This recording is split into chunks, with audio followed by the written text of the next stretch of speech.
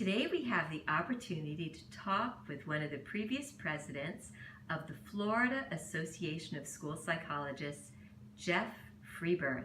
Welcome, Geoff. Hi there. Geoff was our 57th FASP president. Could you tell us what year you served in your official capacity as FASP president? I was 2013 to 2014, taking over actually on October 31st, 2013. Wasn't sure if that was going to be a good omen or a bad omen, but it ended up being pretty good. I think it was, and thanks for your precision, Geoff. It is now July 12th, 2018, and we're in the middle of our Summer Institute at the PGA National Resort and Spa in Palm Beach Gardens. So we're a couple of years past the time when you were FASP president. What are you up to now, Geoff? I'm continuing on the board as the Planning and Development Chair. I have been in this position ever since leaving the immediate past president's position, so I'm still here. And we're Creature of habit. Yeah, we're glad you are here. But let's return to your time as FASP president. Tell us some of the major events or accomplishments that took place under your leadership.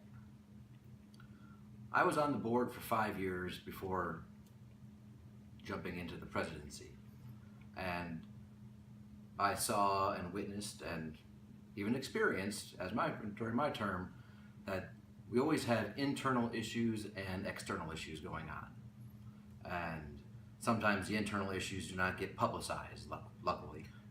However, during my term, most of the issues were internal with a few external. So prior to my term, in this summer, just prior, our secretary had to resign. And then right after, the day after or so my term started, our treasurer of 6 years had to resign. So we had to fill those positions and then also deal with the financial mess that we were still climbing ourselves out of, from the recession and the multi-year hotel contracts and our attrition issues and so forth. But we were doing pretty well and we got some great people to fill those positions.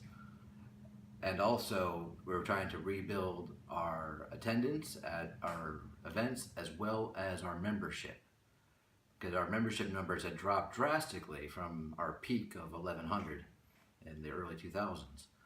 And we had set a goal of reaching the 700s. We were probably about 550 when we started my term and got it well into the 600s.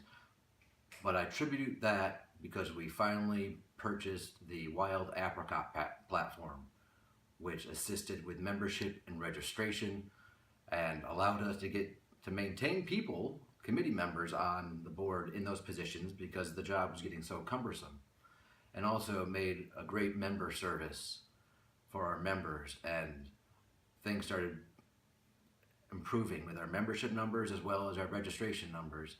And I think that was a great asset to our association. And we had talked about it previously, but never came to a consensus. And at this point, I said I had to, otherwise my membership chair said she would quit. So it's one of those things that we have to do this, and I'm glad that we did.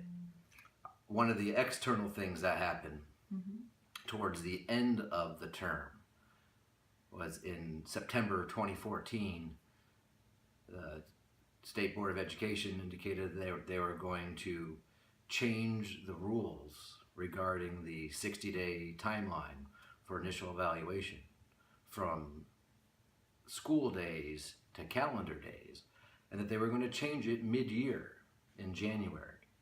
And that had many of us in our districts concerned, as budgets were already established and staffing was already going on, and it would have really created havoc. We got our group of people together and developed a position statement regarding this, and how, say, it would be inappropriate to happen mid-year like that. We were the only group or association or anyone to actually submit a statement on that, and luckily they listened to us and delayed their decision until the following school year. So Well, that's one of those external things that you have to respond to pretty quickly, and we have some great people who rise to the challenge. I remember those days, and I can say that we personally appreciated that extension of that rule change because that was a tough one on everyone. It sounds like some of your accomplishments are directly related to some of the challenges that you faced during your time as president. Are there any other additional challenges you'd like to mention?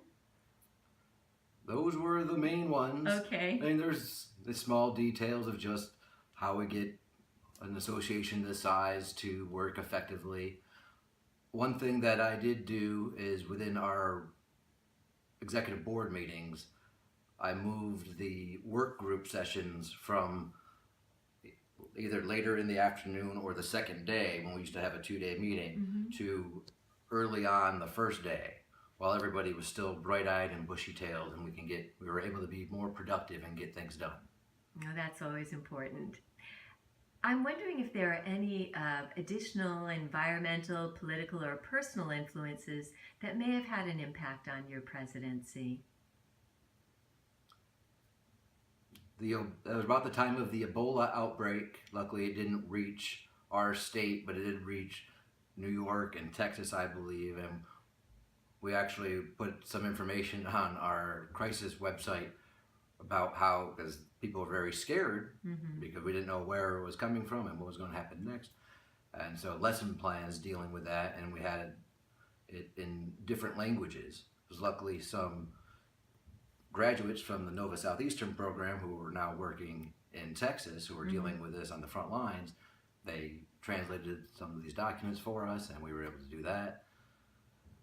You know, luckily it wasn't as bad as some previous terms where our titles were being attacked or some other major things going on in the world. So luckily, it wasn't an unlucky 2013 for me. Great. Or for FASP. Oh, good. Well, tell me, Jeff, what do you think being FASP president has meant to you personally? I found it quite fulfilling. I was surprised I was able to temper my temperament well enough after years of not having to temper my temperament. However, also confidence building, networking, and I just still like it because I'm still here. And there's even a part of me that might think of challenging Joe Jackson being the only one that ran twice. We'll see. Well, I hope you consider that, Jeff. I'm wondering if you have any final words of wisdom for us as an organization or members from your experience as being FASP president.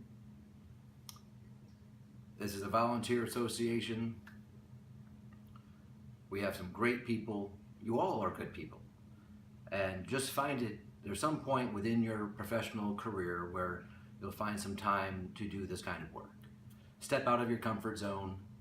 It may be early on, it may be later on, it may be after you retire, but still remember this is a great profession, and when you get in touch with it again and doing work at this level as well, it feels refreshing and made me realize that I definitely did choose this as my second profession, actually.